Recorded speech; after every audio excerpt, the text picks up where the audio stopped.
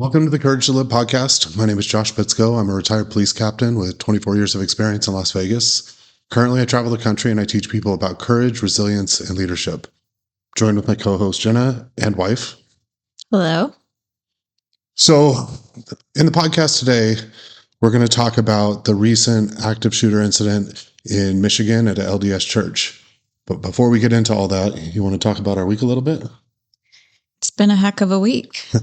When my son Max was little, I don't remember what happened, but he just said to me, "Mom, it's been a heck of a week." So that is what we still say around here, and it really has been. It really has been.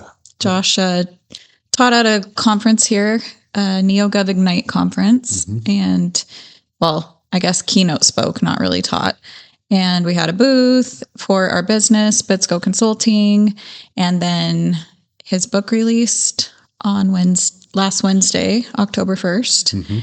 And he had a book launch, and there's been a lot going on, but all good things. And in the middle of all that, I drove to Prescott and taught a class there and then drove back. So you are correct, and Max was right. It has been a heck of a week. Yes. All good things, though. They are good things. It's good to be busy. Yes. It's better than not having any business coming in at all. Yes. So, and it was kind of cool. The book launch was cool because we did it at the Mandalay Bay, and having the opportunity to, on the anniversary, create a good memory there I know it was impactful for me, and that was your idea. So, well, all good ideas come from me. So you're welcome. Correct. Correct. That's called having a happy marriage. So on September 28th, there was an active shooter incident at an LDS church in Michigan. And before I get into all the details, mind you, it hasn't been that long since this happened. So the investigation is still happening. It's still ongoing. I can tell you from being on the other side of investigations like this, it does take a lot of time to really get down to the exact details of what happened. And I just want to point out that the reason that we're talking about this is part of the goal of this podcast is, we want to cover a broad range of topics, but obviously Josh has been involved in multiple active shooter incidents. And so we think it's important to talk about these as they come up and kind of look at what happened and how we can best serve people by giving our thoughts on the subject matter. And Josh does happen to be a subject matter expert on active shooters. And I will say on that note too, just for people out there that are not necessarily involved in law enforcement or tied to it in any kind of way, that you have a lot of people, law enforcement, that will say that they are a subject matter expert in something. And Josh and I's opinion is that unless you have been actively involved in, say, an active shooter, it's hard to call yourself a subject matter expert. Would you agree with that? Yeah, I think there are people that dedicate their lives to studying incidents and maybe can talk about the nuts and bolts of active shooters that have happened around the country. But then it's hard to talk about like the emotional side or what it feels like to be there or, how to respond correctly when you haven't done it. So what would you call people that study it and research it, but not necessarily have been involved? Is that still a subject matter expert, but in a different way? I would say maybe, yeah, in a different way, having, large amounts of knowledge of what happened, but not having the ability to really give firsthand experience. So there's the educational side of it. The academic side of subject matter expert. Correct. Yeah, that's a better word, is the academic side of it. And then there's the putting it into practice side of it is like, so from my experiences, let's say I go out to a business and I consult on their, active shooter response plan. I have the ability to really understand how people are going to respond because I've seen it firsthand and been there. So would you say maybe you have academic subject matter experts and tactical? Is that a good word for it? Yeah, I would say, tactical or operational, because you have the ability to provide a little more depth to the plan because, sometimes when you say, okay, well, then I need everybody to, stand up and walk out of the back in a single file line, and you don't take into account the intense emotions that people are going to feel, or my experience of seeing people evacuate and what that looks like, and all the obstacles that could come up when that happens. Okay, so I would say then that Josh is he's a subject matter expert academically and operationally, and that is where you can differentiate yourself from other people out there that are speaking on active shooters. Yeah, there's not a lot of people that have responded and been involved in one. Correct. I mean, well, if you really think about it, there's on average 35 true active shooter incidents, not mass shootings, which is, different. That's 3 or more people shot, but traditional active shooter where somebody is going through a public place, randomly killing people until they're stopped by police. And so about 35 a year, and you have 1 million law enforcement officers in the US, give or take. So yeah, there's not a lot of people with that firsthand experience. And then on top of that, because of my experiences, I really became a student in active shooters around the country for a couple of reasons. One, to give just a better understanding of my own experiences, but also have the ability to help people too. If I go out and teach or help places, develop their plans, it's nice to have both of those things and really have an understanding of what are the commonalities between active shooter incidents and then what's unique about each one. Okay. Well, I did want to make that differentiation because I think there can be some misinformation out there from the academic side as is with most things. I think having operational experience or lived experience does come into play as well and add another depth to any kind of situation, not just active shooters. But I did want to make that differentiation because I think it's important. No, I do too, is even when someone is teaching me something, I want to know that they've done it. Yeah, not just studied absolutely. It. So, well, let's jump in. And I'm going to read a little snippet from this article about what happened in case there are people out there that did not hear about this. So let's see. Sorry, I lost it, of course. Okay.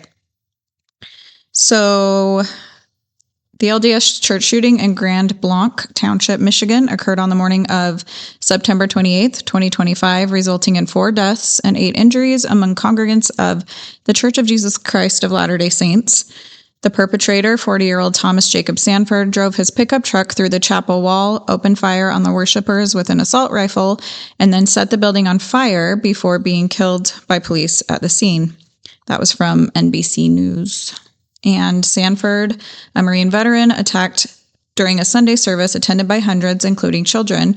He used his truck to breach the church's front entrance, brought 3 improvised explosive devices, then began shooting indiscriminately. 2 victims died from gunshot wounds, and 2 others were found later in the burned remains. The building was engulfed in flames, likely started by Sanford using an accelerant. So before we kind of get into a little more in depth, I always want to include talking about the victims, right? Is when you have these shock factor incidents, we talk about like the 1 October incident, and it's like the deadliest mass shooting in U.S. history. People really get wrapped up in the statistics of it. But on this shooting, one of the victims was a child and one was somebody who was 78 years old. You had a Navy veteran. And why it's so important to talk about these incidents and why it's so important to include the victims is so many people were affected by this one person's actions. And yes, there were 4 people killed, several more people injured or shot. Their families, their friends, everybody in that congregation, everybody in that community, honestly, everybody in the LDS community in the country and around the world were affected by this. So I think it's always important to talk about not just the details or the statistics, but really the impact of these incidents, because they do take a toll. Every time it's like a community loses a piece of itself. And the healing that comes afterwards is so important. Well, absolutely. And especially the people in that congregation who were not shot or injured. They are going to live with that PTSD every time they go back to church, if they do, especially those children that were there. How do you, as a child, wrap your brain around something like that? So absolutely, is it important? And we see the ripple effects of that with the first responders, and also the widow of this suspect that committed this crime. She will have the ripple effects, his children as well, because he had I don't know if he had multiple children. He has a disabled child, so she will have that impact as well. Yeah. So I think that lends to the why. Why have you and I dedicated such a big part of our life to educating first responders on how to respond and how to respond quickly and with courage and make the right decisions, and community members with how to respond, and the whole education piece? There's a why there, and to prevent these, allow people that are involved to act with courage and be decisive, regardless of whether you're a first responder or not. I say all the time, bravery isn't reserved for people in uniform. So I'm sure on this incident, as more comes out, there will be stories of heroism from church congregants and people that are getting people to safety and getting people out. And so that really does lend to the why we're doing this, why we're talking about this, why we're here to just help people have a better understanding. Because if we don't, on top of, it's a honorable thing to do, the other side of that is then the experiences that I've been through really get lost and lose some meaning when I know that because I can be vulnerable and I can be open about my experiences, I know that it can help other people. Mm-hmm. So this was a targeted act of targeted violence, right? And again, I'm hesitant to get too much into motive because that part of the investigation is generally what takes the longest. But it has been reported that the subject had issues with the LDS community there, and so he chose that specific church for a reason. Now, I don't know the details of that because it hasn't been reported yet. But again, that's why it's so important to remember, when you're in church, when you're at public gatherings, you always have to be aware of this. It doesn't mean live your life in fear of it, but I can tell you personally, when I go to church, I'm armed, and I do carry, just because of this incident. And I've had people say, "Oh, you're paranoid or you're this," but it's just the reality of the world that we live in. Well, and I know specifically for the LDS church. So I grew up LDS. I am not LDS anymore, but I have friends and family members that still, belong to that church. And I was speaking to my mom about this just a few days ago, and she told me that she isn't sure if it's a policy in the church anymore, but it has been a policy for a long time that people were not allowed to be armed in the church. And I know that that's a policy for many other congregations or churches as well. So that again gets into a whole other issue of, it may be time now for congregations and churches to start thinking about that a little bit differently. Well, yeah, I mean, the reality of the world we live in is every public place, every business should have some sort of plan for something like this happening there. Yeah. And taking a real look at the policies and procedures that are put in place, whether it's a church, whether it's a business or a mall or a school, we really have to look at what procedures and training and policies you have in place and how that affects if this were to happen. So let's get into what actually happened. So we talked about, he drove his truck into the side of the church, or the front of the church. LDS churches are really complicated. I still can't figure out where the front door is or which one. There's multiple doors. And so he drove his truck into the church, and it appeared that it was the church or the wall behind the pulpit. And so everybody in the congregation thought that it was a bomb going off. So they get up, start to evacuate. And then when they evacuate and run outside, he shoots them. Correct? Yes. So he had a semi-automatic rifle, ones that are often used in these incidents. And I do think it's interesting that now we've had two in a row where the shooting started and occurred outside. You had the school, the Catholic school in Minneapolis and now in Michigan, where the suspect was on the outside exterior of a building. In one, he drew people out by crashing a vehicle into the church behind the pulpit, and then the other one shooting in through windows and from the exterior. And that is one of the things that I teach, and when I talk about is, so we have suspects that take however long to plan, and they can do internet research on police tactics and, what past active shooter incidents, but we have to respond within seconds or minutes. So like we said, in this specific one, he had improvised explosive device. It's suspected he had an accelerant to start the church on fire. And then was heavily armed, drawing people outside of the building. And it's easy to look at these incidents, again, from a first responder perspective or just a citizen perspective of, okay, so he crashed a vehicle into the building. And so if that happens, this is what I'm going to do. But I want to remind people that there is always a level of chaos and uncertainty, especially at the onset of these types of incidents, right? So try and really visualize that you're sitting in this church and you hear a crash or an explosion. And the thought process that you're going to go through, did a drunk driver just run into the exterior of the church with a vehicle? Was it a bomb?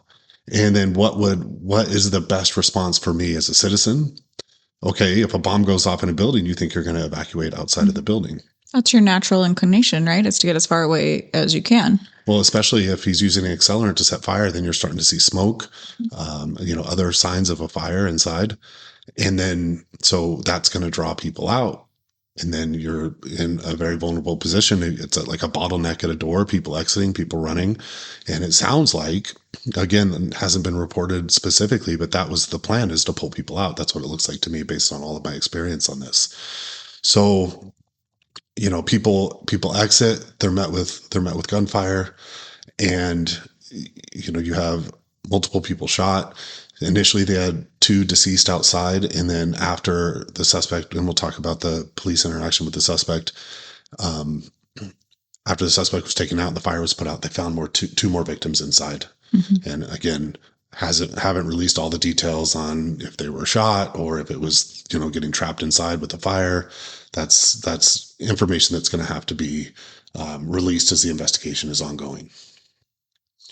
So the next part of this, and I'll say I got to be careful with how I word these things, because I'm not going to say it made me happy, because none of this makes me happy. But I was very proud of the first responders in this incident. Is you had first responders on scene within a minute of the first emergency call. And there are 2 things that matter on any active shooter for first responders. The only 2 priorities should ever be how fast you can neutralize the suspect and how fast you can get medical to victims. And every decision made, especially in the early portion of this, before we get into the investigative phase, every decision made should focus on those 2 priorities. And, you have to neutralize the suspect before you can get medical in, because you can't provide aid if you're going to become a victim yourself. And the biggest part of that is how fast officers arrive, how fast they respond, how fast they can engage the suspect and take them out. So what I can tell you is, just based on what I know, is our officers were well trained, right? They knew the priorities, they knew what they had to do. They acted with courage and got there very fast. Because yes, that is absolutely the goal, but that's not always what happens, right? Sometimes there's a delayed response. Sometimes officers get there quickly, but they don't act quickly, right? And that is something that Josh teaches to law enforcement around the country, is that feeling of vapor lock or fear or anxiety, all different emotions, all come with different physiological effects. He teaches how to mitigate those in the moment. But that is, yes, you absolutely want a fast response, and that's the goal, but sometimes that's not always what happens, right? Yeah, well, we have to teach our first responders not only what do I need to do, most of them know the why, why we need to save lives, what I need to do as far as tactically, and we focus a lot on that. But sometimes we don't teach the how to do it. How do you overcome fear? How do you overcome the anxiety or that tactical paralysis, that feeling to freeze? And those are all very natural emotions that we have as humans, that we've, regardless of your belief system, whether we were created or evolved to have these emotions to survive. And when they happen, if you're not prepared for it, it can become overwhelming and it can cause that freeze. And I've seen it firsthand in some of my experiences, whether it's on 1 October or the UNLV active shooter. And then there's examples around the country, like of the Uvalde shooting, where you had a leader that froze and 376 officers did not make entry into a classroom in a school because you had a leader that was stopping that forward action. And we don't need to get into all of the why behind that and different things, but know that not only can we learn from training, but we can learn from failures. And so when we see those things happen, we have to talk about them. But so many agencies and just people are afraid to talk about those things because, it's embarrassing. It's hard to talk about. You don't want to upset people's feelings. But at the end of the day, if we're going to learn and not have those things happen again, we have to have the conversations. Yes. And I wanted to point that out, that the officers on this call appeared to get there act quickly, which is exactly what you want to have happen every single time. I just wanted to point out that it doesn't always happen. And that's part of what we are trying to do and fix. Well, yeah, because if you think about it, how many more victims could have died? Right. Or, even without getting first aid, getting help quickly. If those actions weren't decisive and quick, this could have been so much worse of an incident. You have hundreds, I think it's over 100 people in the church at the time, and you have a suspect with a heavily armed. How many people could be killed? So that's why it is so imperative that our law enforcement officers that are responding are able to act with courage, be well trained, know what they need to do, and get there quickly and engage the suspect. Well trained tactically and mentally. Correct. Yeah. So, and that is often the missing piece. You can do all the tactical training in the world, but if you're not developing the correct mindset and having continual conversations about those things, then you're setting yourself up for failure. Yep. And so I have a quick on the timeline is the first 911 call came in at 10:25 a.m. and the suspect was neutralized at 10:33 a.m. And that was reported through CNN. Again, we're going off, a variety of different reports based on the research that you and I did on this to try and cobble together as much, because there is something about having timely information out too. Yes. So if something else like this happens, which something similar will happen, then it's important that we know what happened the last time, can learn from mistakes, can learn from successes, and oftentimes emulate the behavior of what worked on other incidents, and we know what's going to work on this one. Yes. So suspects neutralized. What I haven't been able to get into as far as through research is, because the investigation is ongoing, is how quickly what their processes were for medical. Generally what you do is, so for medical to go forward, you have to have so every time there's a critical incident, there's what's called a hot zone, which means it's still active, it's still dangerous. You have a warm zone, which means, okay, we've neutralized the suspect in this specific incident. We haven't cleared everything out, but we're going to declare this a warm zone. And then you have cold zones, which means there's zero threat been confirmed. So, generally after an incident like this, suspects down, you clear out the immediate area, you call it a warm zone. And what the main training is right now through ICS, the incident command system, which is like the federal guidelines for responding to critical incidents, is you have a rescue task force, which is a team of officers to provide protection and medical personnel to move forward and start giving medical. Because again, so now they've neutralized the suspect. You have people that are down, that are injured, and there's timelines that come with different types of injuries. If you have an arterial bleed, you need to get help within 3 to 5 minutes or you're going to pass away. And so that's why that's so important to get people, forward and get people medical.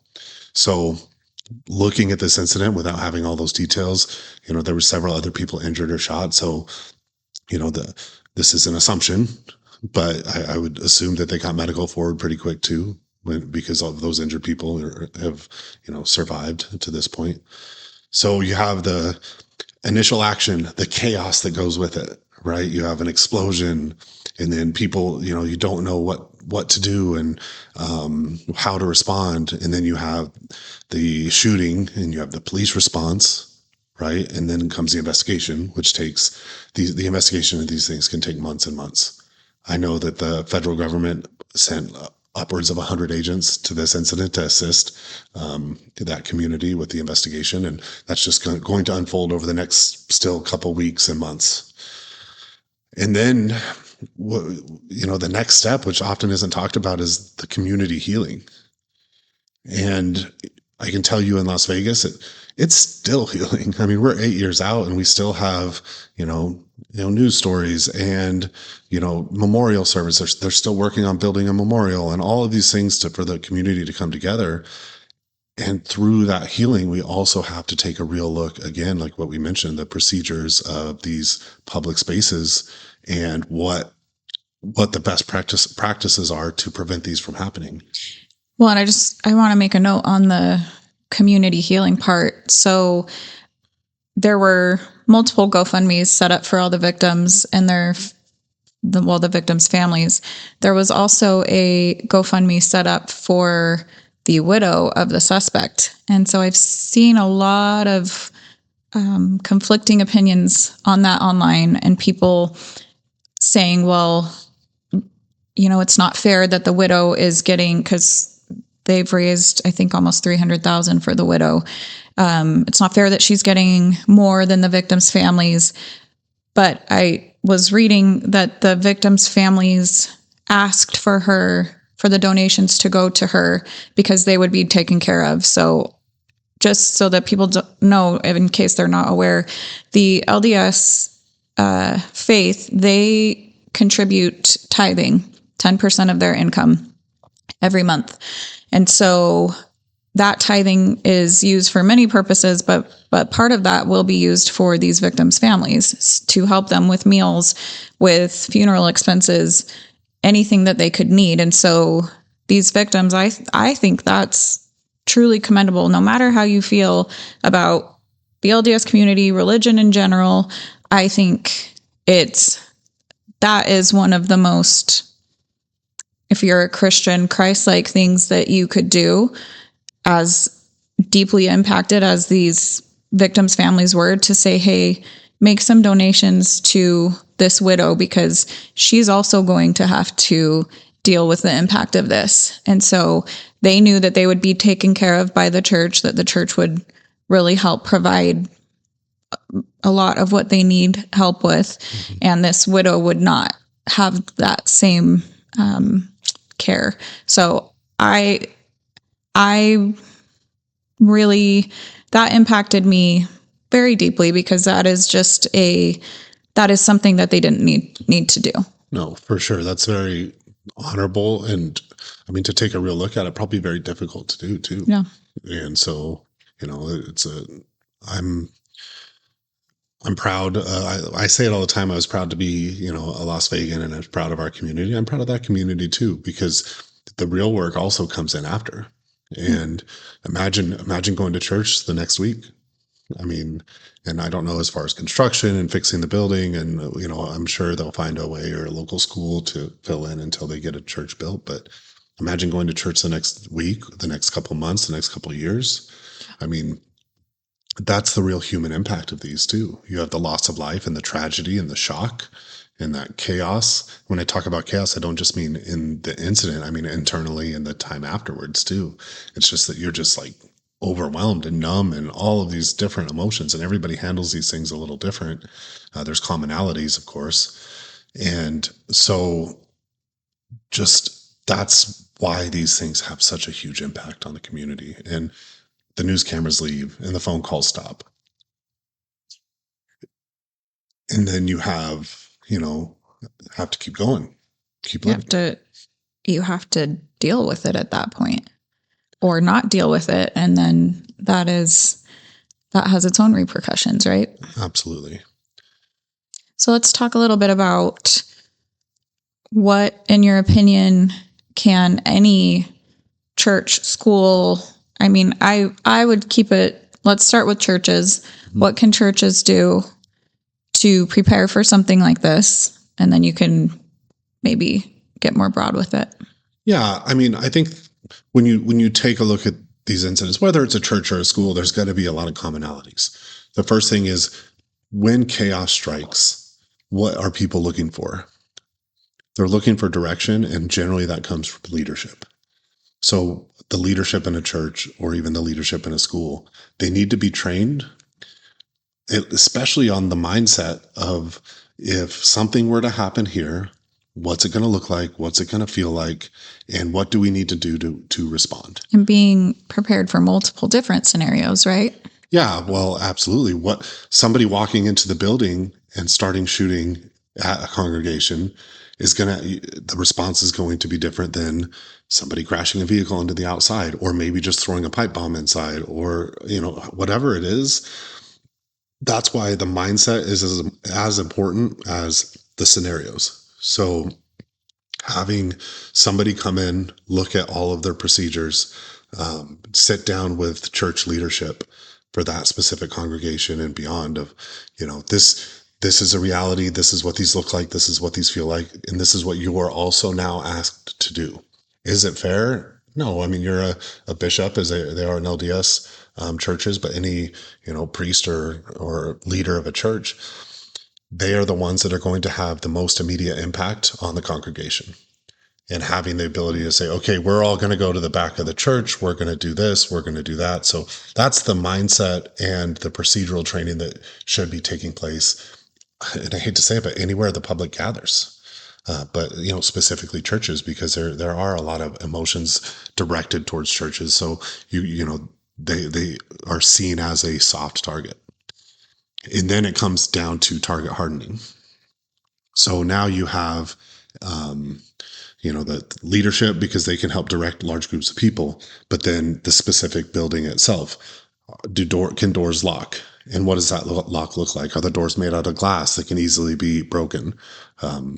Once they're locked, can people on the inside still exit? So, there's the structural things that you can do, and knowing that, a lot of times in these, whether there's an explosive or a fire, or like on the UNLV shooting, somebody just pulled a fire alarm. Well, that adds to the chaos, because what are you supposed to do when you hear a fire alarm? Line up and exit. So there could be a real possibility somebody pulls a fire alarm to get people out, just like the suspect did with the truck. And then there's the more, I'll say, aggressive but necessary steps, I feel, if when you have a large group or like a church like this, and that's hiring a security. And we don't mean mall security, or right? Yeah, not all security companies and security officers or guards are created equal. And so having somebody, again, that has that ability to have the correct mindset, like somebody former military or former law enforcement, that are not attending the church services, but are on the exterior, that are watching and seeing you. I mean, you imagine on this, and I'm not saying that this there was any mistakes made on this, but if you had a security guard at the exit when this truck crashed in, that's valuable intelligence. That also, so on top of having somebody that's armed, that can act, that can engage a suspect and neutralize them, but the other side of this is they also know what's going on, so they can stop people from exiting because they see what's happening on the exterior. Well, and from a crime prevention standpoint, it's also a deterrent. You're less likely to have a suspect come and commit a crime or an active shooter incident when they see somebody armed standing outside the building, right? Yeah, absolutely. I mean, that lends into the incident prevention. It's easier to run downhill. A suspect, they want to choose what I said earlier, a soft target, and you're hardening the target, both structurally and now visibly.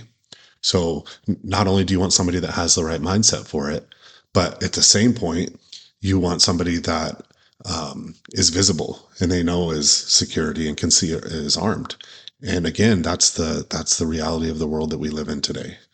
Well, and in speaking with my brother, who is also LDS, he said that their church building used to have different men of the congregation just walk around. They would do it in shifts and just, to make sure everything was okay. But I think my point of contention with that goes back to what you were saying, which is you need to have people that understand what to do if somebody were to come in and start shooting or be outside and start shooting. You need to have people that have been trained and prepared in that, because somebody that hasn't been and is just walking around making sure everything's okay isn't necessarily going to know what to do in that scenario. Yeah, and I understand the idea as a church, you want to be warm and welcoming, and it can be difficult to say, oh, we need armed security outside. But again, that's the reality of where we live.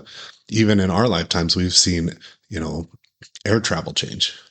Why is that? Because there's been incidents like 9/11 and the shoe bomb and all of those things that happen in airports. So now you have this whole process for security. Less things happen in airports, not just because they're stopping them in security, but people understand that they can't.